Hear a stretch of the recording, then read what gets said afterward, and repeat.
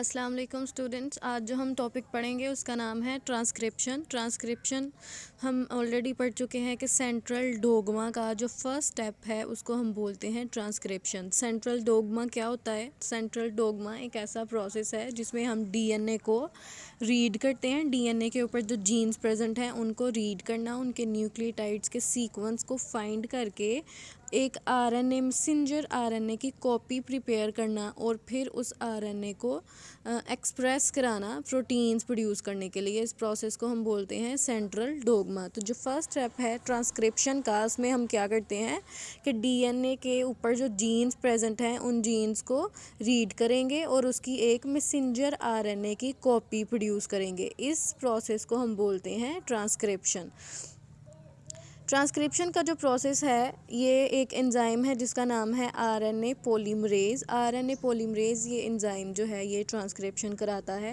अब प्रोकैरियोट्स में तीनों तरह के RNA, messenger RNA, transfer RNA and ribosomal RNA को प्रिपेयर करने के लिए एक ही एंजाइम होता है जिसका नाम है डीएनए पॉलीमरेज। जबकि जो यूकैरियोट्स हैं, यूकैरियोट्स में तीनों तरह के आरएनए प्रोड्यूस करने के लिए तीन डिफरेंट आरएनए पॉलीमरेज होते हैं। जैसे कि आरएनए पॉलीमरेज 1 जो है ये राइबोसोमल आरएनए प्रोड्यूस करता है। आरएनए पॉलीमरेज 2 जो है ये मैसेंजर आरएनए प्रोड्यूस करता है। आरएनए पॉलीमरेज 3 जो है ये ट्रांसफ़र आरएनए प्रोड्यूस करता है। तो बेसिकली ट्रांसक्रिप्शन में हम आरएनए की कॉपी प्रोड्यूस कर रहे होते हैं। अब ये किस किस स्टेप के थ्रू ये प्रोसेस होता है, उस प्रोसेस को हम डिटेल में पढ़ेंगे कि किस तरह से डीएनए के ऊपर जो एक जीन प्रेजेंट है उससे हम एक मैसेंजर आरएनए प्रोड्यूस कर सकते हैं। लेट्स सपोज कि एक डीएनए का मॉलिक्यूल है, जिस तरह से हमें डायग्राम में दिखाई दे रहा है। जैसे कि हम जानते हैं कि डीएनए जो है ये एक डबल हेलिकल स्ट्रक्चर होता है। इसमें 2 डिफरेंट स्ट्रैंड्स होते हैं और ये जो दोनों स्ट्रैंड्स हैं ये आपस में एंटी पैरेलल होते हैं। इन दोनों की डायरेक्शन ऑपोजिट होती है। एक स्ट्रैंड जो है वो 3' to 5' होता है, जबकि दूसरा जो स्ट्रैंड है वो 5' to 3' उसकी डायरेक्शन होती है। हम क्या करते हैं कि ये जो डबल हेलिकल स्ट्रक्चर हमें पता है कि ये ट्विस्टेड फॉर्म में होता है। हम इसको स्ट्रेट शक्ल में लिख लेते हैं ताकि हमें समझने में आसानी हो। यानी कि उसको ट्विस्टेड फॉर्म से हम डीएनए के मॉलिक्यूल को एक दोनों स्ट्रेट उसके स्ट्रैंड्स बना लेते हैं। ठीक है, अब दोनों स्ट्रैंड जब बिल्कुल स्ट्रेट फॉर्म में हमने कन्वर्ट कर लिए, अब हमें बिल्कुल क्लियरली दिखाई दे रहा है कि एक स्ट्रैंड जो है वो 3' to 5' है और जो ऊपर वाला स्ट्रैंड है वो 5' to 3' डायरेक्शन है। अब वो स्ट्रैंड जिसकी हमने कॉपी प्रोड्यूस करनी है, हम दोनों स्ट्रैंड्स की कॉपी प्रोड्यूस नहीं करते, हम दोनों स्ट्रैंड में से एक स्ट्रैंड को सिलेक्ट करते हैं और उस स्ट्रैंड के ऊपर जो जीन प्रेजेंट होगा उसकी कॉपी प्रोड्यूस करेंगे। अब हमें पता है कि जिस तरह ट्रांसलेशन जो थी वो हमेशा 3' to 5' वाली डायरेक्शन में स्टार्ट होती थी, बिल्कुल इसी तरह से ट्रांसक्रिप्शन का जो प्रोसेस है वो भी रेप्लिकेशन में हमने पढ़ा था कि रेप्लिकेशन जो है, जो डीएनए पॉलीमरेज है वो हमेशा 3' एंड से स्टार्ट करता है और 5' एंड की तरफ प्रोसीड करता है। तो इसी तरह ट्रांसक्रिप्शन जो है ये भी हमेशा 3' एंड से स्टार्ट होगी और 5' एंड की तरफ जाएगी। अब जो इन दोनों स्ट्रैंड में से हम वो स्ट्रैंड सेलेक्ट करेंगे जो 3' to 5' है। तो इस स्ट्रैंड की हम कॉपी प्रोड्यूस करेंगे, इसलिए इस स्ट्रैंड को हम बोलते हैं टेम्पलेट स्ट्रैंड या फिर एंटी सेंस स्ट्रैंड। वो स्ट्रैंड जिसकी हम कॉपी प्रोड्यूस करने वाले हैं, आरएनए की कॉपी, उस स्ट्रैंड को हम बोलते हैं template strand, anti sense strand, और ये 3' to 5' डायरेक्शन में होता है। जबकि दूसरा स्ट्रैंड जो कि 5' to 3' डायरेक्शन में है, जिसकी हमने कॉपी प्रोड्यूस नहीं करनी, उस स्ट्रैंड को हम बोलते हैं कोडिंग स्ट्रैंड और सेंस स्ट्रैंड। तो टेम्पलेट स्ट्रैंड की हमेशा कॉपी प्रोड्यूस की जाती है। नेक्स्ट स्टेप में हम देखते हैं कि ये जो पूरा एक डीएनए का मॉलिक्यूल हमने बनाया था, इसके ऊपर हमें एक सीक्वेंस दिखाई दे रहा होगा ATGCA। ठीक है, यानी ये हम न्यूक्लियोटाइड्स को शो करें। हमें पता है कि डीएनए जो है वो न्यूक्लियोटाइड से मिलके बनता है, न्यूक्लियोटाइड्स का सीक्वेंस होता है डीएनए। तो लेट्स सपोज कि हम उसके ऊपर एक छोटा सा एक सीक्वेंस दिखा देते हैं। ये हमें पता है कि जीन्स जो हैं वो डीएनए के ऊपर छोटे छोटे सेगमेंट्स की फॉर्म में होते हैं। तो लेट्स सपोज कि ये एक सेगमेंट है जीन का, ठीक है, और उसका न्यूक्लियोटाइड्स का सीक्वेंस क्या है?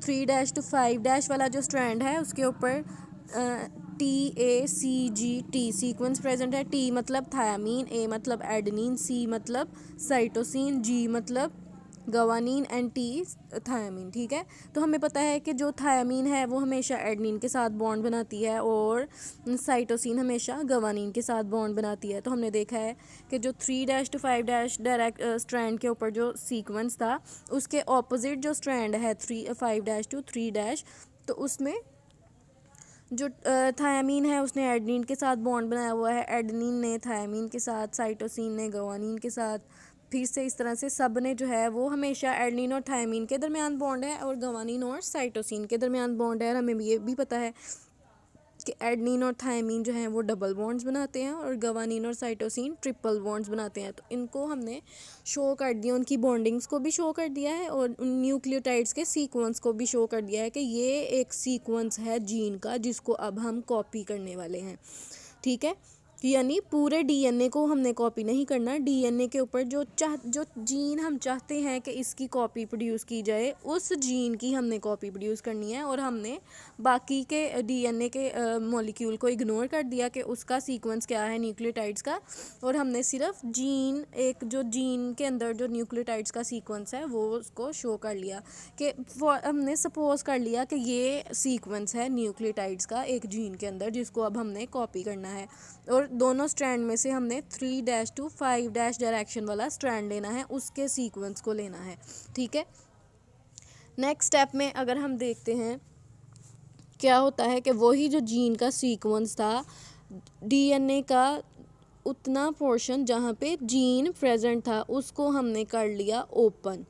पूरे डीएनए को हमने ओपन नहीं किया, सिर्फ जहाँ पे उस जीन का सीक्वेंस जिसको हमने कॉपी करना है उस जीन वाले हिस्से को हमने क्या कर दिया, ओपन कर दिया। जिस तरह से हमें जो फर्स्ट वाली डायग्राम है उसमें दिखाई दे रहा है कि डीएनए का जो है वो उतना उतना पोर्शन ओपन हो गया है और वहाँ पे एक बबल की फॉर्म में स्ट्रक्चर बन गया है जिसको हम बोलते हैं ट्रांसक्रिप्शन बबल। ट्रांसक्रिप्शन हम किसको बोल रहे हैं कि डीएनए के ऊपर जो जीन का सीक्वेंस था डीएनए का उतना पोर्शन हमने ओपन कर दिया। ठीक है, उनके दरमियान जो बॉन्डिंग थी वो हमने ब्रेक कर दी। जो एडेनिन और थायामीन, गवानीन, साइटोसिन के दरमियान में जो बॉन्ड्स थे, hydrogen bonds, double and triple bonds, उनको हमने क्या कर दिया, ब्रेक कर दिया और उतने उतने पोर्शन को हमने ओपन कर दिया जिसकी वजह से एक बबल की फॉर्म में स्ट्रक्चर आ गया जिसको हम बोलते हैं ट्रांसक्रिप्शन बबल। अब हमने इस सीक्वेंस की करनी है, ये जो जीन का सीक्वेंस है TACGT 3' to 5' वाले स्ट्रैंड के ऊपर सीक्वेंस हमने हमेशा देखना है, वो क्या है TACGT।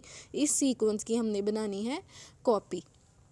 ठीक है, अब हम क्या करेंगे, अब आ जाएगा आरएनए पॉलीमरेज जिस एंजाइम ने करानी है ट्रांसक्रिप्शन।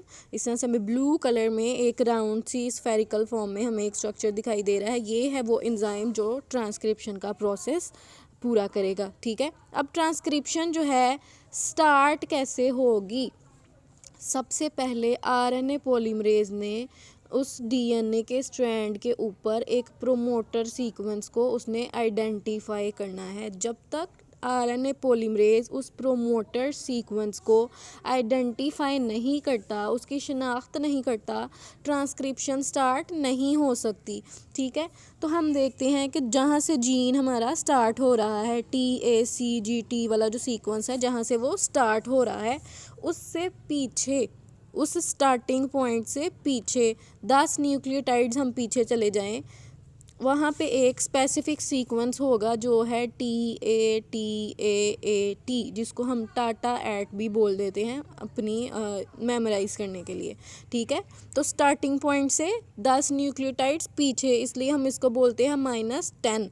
तो 10 न्यूक्लियोटाइड्स पीछे हम अगर चले जाएं तो एक स्पेसिफिक सीक्वेंस प्रेजेंट होगा जिसको हम कहते हैं प्रोमोटर सीक्वेंस। ठीक है, तो ये प्रोमोटर सीक्वेंस हमेशा सेम ही होता है। हर जीन की ट्रांसक्रिप्शन से पहले आरएनए पॉलीमरेज ने इस प्रोमोटर सीक्वेंस को लोकेट करना होता है, फाइंड करना होता है, आइडेंटिफाई करना होता है।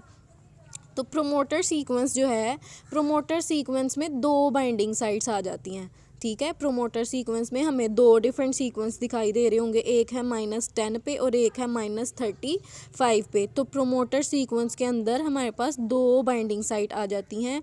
स्टार्टिंग पॉइंट से 10 न्यूक्लियोटाइड्स पीछे चले जाएं तो वहाँ पे एक स्पेसिफिक सीक्वेंस होगा, और अगर 35 न्यूक्लियोटाइड्स अगर हम पीछे चले जाएं, मतलब न्यूक्लियोटाइड्स को स्टार्टिंग पॉइंट से हम गिनना शुरू करें 1 2 3 4 5 6 7, जब 10 पूरी हो जाए तो वहाँ पे एक स्पेसिफिक सीक्वेंस होगा जो क्या है TAT और फिर हम -35 यानी कि 35 न्यूक्लियोटाइड्स पीछे चले जाएं तो वहाँ पे एक सीक्वेंस है TTGACA। ये दो स्पेसिफिक सीक्वेंस हैं जो कि प्रोमोटर सीक्वेंस हैं। प्रोमोटर सीक्वेंस के अंदर दो बाइंडिंग साइट्स हैं, एक है -10 पे और एक है -35 पे। इन दोनों सीक्वेंस को RNA पॉलीमरेज ने जब आइडेंटिफाई कर लिया, ठीक है, तो अब RNA पॉलीमरेज जो है वो ट्रांसक्रिप्शन को स्टार्ट करेगा। यानी कि फर्स्ट स्टेप क्या है, प्रोमोटर सीक्वेंस को आइडेंटिफाई करना और उसकी बाइंडिंग साइट्स के साथ बाइंड करता है RNA पॉलीमरेज, ठीक है। जब बाइंड कर जाएगा तो फिर फर्दर ट्रांसक्रिप्शन का प्रोसेस शुरू होगा। अब यहाँ पे एक डिफरेंस है प्रोकैरियोट्स और यूकैरियोट्स के बीच में। प्रोकैरियोट्स में तो ये जो दोनों बाइंडिंग सीक्वेंस हैं वो -10 -35 लोकेशन पे होते हैं, लेकिन यूकैरियोट्स में ये -25 और -75 वाली पोजीशन पे होते हैं, ठीक है। सिर्फ पोजीशन का डिफरेंस है, सीक्वेंस दोनों सेम ही होंगे। अब प्रोमोटर सीक्वेंस को आइडेंटिफाई कर लिया RNA पॉलीमरेज ने। अब RNA पॉलीमरेज जो है ये मूव करता जाएगा जीन के ऊपर, और जीन में जो सीक्वेंस है उसके ऑपोजिट वही वाले न्यूक्लियोटाइड्स ऐड करता जाएगा। जीन का सीक्वेंस है लेट्स सपोज TACGT सीक्वेंस था ना, तो T के ऑपोजिट ये कौन सी न्यूक्लियोटाइड आके ऐड करेगा, ए वाली, एडेनिन वाली, क्योंकि थायामीन ने हमेशा एडेनिन के साथ बॉन्ड बनाना है। फिर एडेनिन के ऑपोजिट ये बॉन्ड न्यूक्लियोटाइड ऐड करेगा थायामीन वाली, फिर साइटोसिन के ऑपोजिट ये गुआनिन, फिर गुआनिन के ऑपोजिट साइटोसिन, फिर थायामीन के ऑपोजिट एडेनिन। तो इस तरह से इसने पूरे जीन के अंदर जो न्यूक्लियोटाइड्स थे उनके ऑपोजिट जो है इसने वही वाले उनके कम्प्लीमेंट्री न्यूक्लियोटाइड्स ऐड कर दिए। कम्प्लीमेंट्री का मतलब होता है कि जो उसके ऑपोजिट जोन सा न्यूक्लियोटाइड लगना है वही वाला न्यूक्लियोटाइड ऐड करना है। हम कभी भी थायामीन के ऑपोजिट जो है वो साइटोसिन या गवानीन ऐड नहीं करेंगे, ठीक है। तो थायामीन के ऑपोजिट एडेनिन ही लगता है, इसका मतलब है कि एडेनिन जो है वो थायामीन का कम्प्लीमेंट्री है। इसी तरह से जो गवानीन है वो साइटोसिन का कम्प्लीमेंट्री है। तो हमने हमेशा कम्प्लीमेंट्री न्यूक्लियोटाइड्स ही ऐड करने हैं। तो RNA पॉलीमरेज क्या करेगा, जो जीन का सीक्वेंस था उसके ऑपोजिट कम्प्लीमेंट्री न्यूक्लियोटाइड्स ऐड करता जाएगा। और हम देखेंगे कि ये न्यूक्लियोटाइड्स का सीक्वेंस जो हम अब न्यू न्यूक्लियोटाइड्स ऐड कर रहे हैं, क्या ये सीक्वेंस वही नहीं है जो 5' to 3' डायरेक्शन वाला जो स्ट्रैंड है उसके ऊपर प्रेजेंट है, ठीक है। वही सेम वाले उधर भी उसके थायामीन के ऑपोजिट एडेनिन था, और हम अब जो न्यू स्ट्रैंड बना रहे हैं उसमें भी थायामीन के ऑपोजिट एडेनिन, एडेनिन के ऑपोजिट थायामीन, साइटोसिन के ऑपोजिट गवानीन, ठीक है। तो ये न्यूक्लियोटाइड्स हम ऐड करते गए, RNA पॉलीमरेज जो है वो न्यूक्लियोटाइड्स ऐड करता गया, और पूरी हमने ये अब हमारे पास जो एक न्यू सीक्वेंस आ गया है, ठीक है, इसको हम बोलते हैं RNA की कॉपी बना लिया है हमने उसी जीन को रीड करते हुए। जिस जीन की हमने ट्रांसक्रिप्शन करानी थी उस जीन को रीड करते हुए उसके ऑपोजिट कम्प्लीमेंट्री न्यूक्लियोटाइड्स ऐड करते हुए हमने पूरा एक मैसेंजर RNA की कॉपी बना ली है, ठीक है। तो जो हमारा टेम्पलेट स्ट्रैंड था वो 3' to 5' डायरेक्शन था, तो उसके ऊपर जो हम कॉपी बना रहे हैं मैसेंजर RNA की, क्या वो भी 3' to 5' डायरेक्शन होगी? नहीं, हमें पता है कि DNA के दोनों जो स्ट्रैंड्स हैं वो ऑपोजिट डायरेक्शन में होते हैं। तो जो हम न्यू कॉपी बना रहे हैं वो भी टेम्पलेट स्ट्रैंड की ऑपोजिट डायरेक्शन में होगी। टेम्पलेट स्ट्रैंड 3' to 5' डायरेक्शन है, तो जो हमारा मैसेंजर RNA बन रहा है वो 5' to 3' डायरेक्शन होगा, ठीक है। अब ट्रांसक्रिप्शन जो है वो RNA पॉलीमरेज करता जा रहा है, तो ये प्रोसेस रुकेगा कब? जीन की ट्रांसक्रिप्शन का प्रोसेस तब रुकेगा जब एंड पे हमें एक स्टॉप सिग्नल मिल जाएगा, डीएनए पॉलीमरेज के सामने एक स्टॉप सिग्नल आ जाए तो आरएनए जो पॉलीमरेज है सॉरी, वो क्या कर देगा, ट्रांसक्रिप्शन को वहीं पे रोक देगा, यानी कि हमारी ट्रांसक्रिप्शन का प्रोसेस पूरा हो चुका है। तो ये जो स्टॉप सिग्नल है इसके अंदर भी एक ख़ास सीक्वेंस होता है न्यूक्लियोटाइड्स का, और वो है जी सी न्यूक्लियोटाइड्स की एक सीरीज़ प्रेजेंट होती है। ठीक है, स्टॉप सिग्नल में क्या सीक्वेंस होगा न्यूक्लियोटाइड्स का, जी सी न्यूक्लियोटाइड्स की सीरीज़ होगी, और उसके बाद जो है वो एडेनिन और थायामीन न्यूक्लियोटाइड्स की एक सीरीज़ होगी। जिस तरह से स्टॉप सिग्नल वाली डायग्राम पे थोड़ा अगर आप गौर करें तो शुरू में आपको जी सी न्यूक्लियोटाइड्स का सीक्वेंस दिखाई दे रहा है, और फिर लास्ट पे आपको एडेनिन और थायामीन वाले न्यूक्लियोटाइड्स का सीक्वेंस दिखाई दे रहा है। तो ये सीक्वेंस जब आ जाता है ना, तो आरएनए पॉलीमरेज जो है वो ट्रांसक्रिप्शन को वहीं पे रोक देगा। ठीक है, अब नेक्स्ट स्टेप पे यानी जो लास्ट वाली डायग्राम है वहाँ पे आप देखें कि शुरू में मैसेंजर आरएनए की जो कॉपी बनी, उसके बाद स्टॉप सिग्नल आ गया।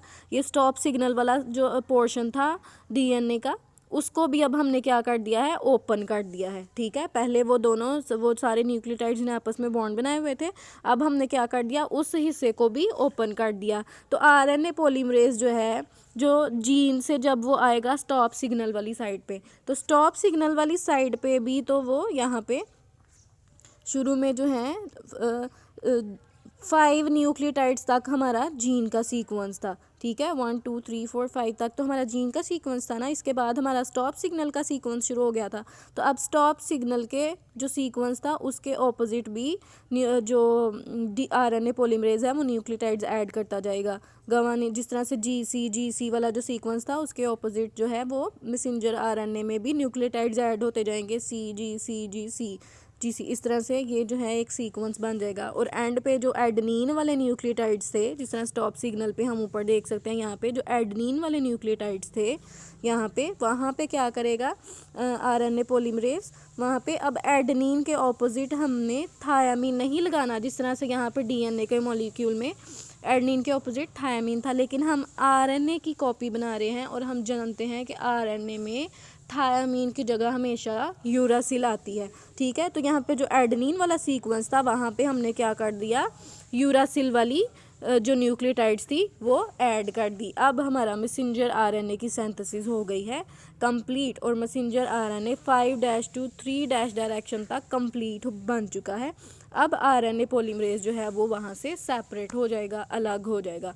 अब क्या होगा, जो मैसेंजर आरएनए हमने प्रिपेयर किया है वो पेरेंट डीएनए मॉलिक्यूल से सेपरेट हो जाएगा। जिस तरह से हम इस डायग्राम में देख सकते हैं कि जो हमारा पेरेंट डीएनए का मॉलिक्यूल था, अब वो फिर से वो जो ट्रांसक्रिप्शन बबल बनी थी वो ख़त्म हो चुकी है। डीएनए के न्यूक्लियोटाइड्स फिर से आपस में बॉन्ड्स बना चुके हैं। वो जो जीन वाला पोर्शन हमने सेपरेट किया था वो भी आपस में बॉन्ड बना चुका है। जिस तरह से हम डीएनए मॉलिक्यूल देख सकते हैं, और जो मैसेंजर आरएनए हमने बनाया था वो डीएनए से सेपरेट हो जाएगा। ठीक है, जिस तरह से ये प्लस के निशान के बाद आपको जो एक सीक्वेंस दिखाई दे रहा है, ये किसका सीक्वेंस है, ये है जो हमने मैसेंजर आरएनए प्रोड्यूस किया है उसका सीक्वेंस। तो मैसेंजर आरएनए में जो शुरू वाला सीक्वेंस था ATGCA, वो तो था हमारे जीन का जो हमने कॉपी प्रिपेयर किया। आगे तो था स्टॉप सिग्नल, उसके न्यूक्लियोटाइड्स हैं।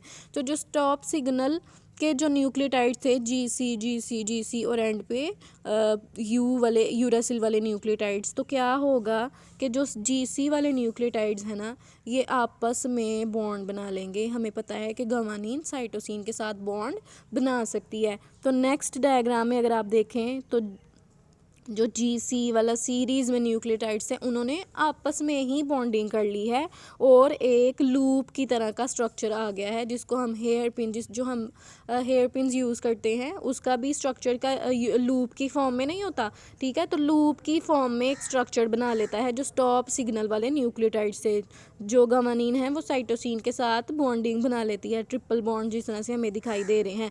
ठीक है, तो हमारे पास एक लूप की तरह का स्ट्रक्चर आ जाता है जिसको हम बोलते हैं GC हेयर पिन। और एंड पे देखें कि ऑलमोस्ट 4 से 5 यूरासिल के न्यूक्लियोटाइड्स हैं।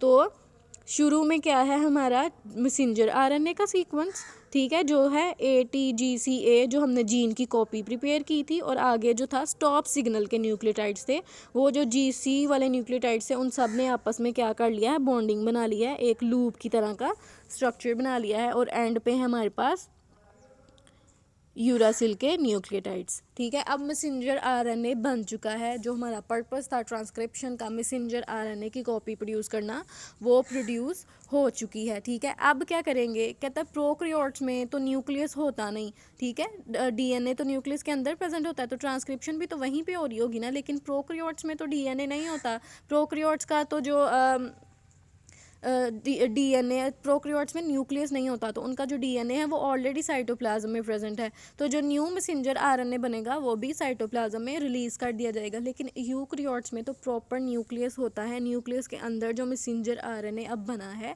वो क्या करेगा, न्यूक्लियस से मूव करके आएगा साइटोप्लाज्म में। तो एक लॉन्ग जर्नी है उस मैसेंजर आरएनए की, न्यूक्लियस से उसने निकल के साइटोप्लाज्म में आना है। तो इस लॉन्ग जर्नी के दौरान साइटोप्लाज्म में बहुत सारे एंजाइम्स होते हैं जो इस मैसेंजर आरएनए को डिस्ट्रॉय कर सकते हैं, इसको तोड़ सकते हैं, इसकी ब्रेक डाउन कर सकते हैं। तो हम क्या करते हैं, अपने मैसेंजर आरएनए को प्रोटेक्ट करने के लिए उसके ऊपर एक टेल और कैप ऐड कर देते हैं। टेल और कैप जो है वो ऐड करने का मकसद होता है मैसेंजर आरएनए को प्रोटेक्ट करना।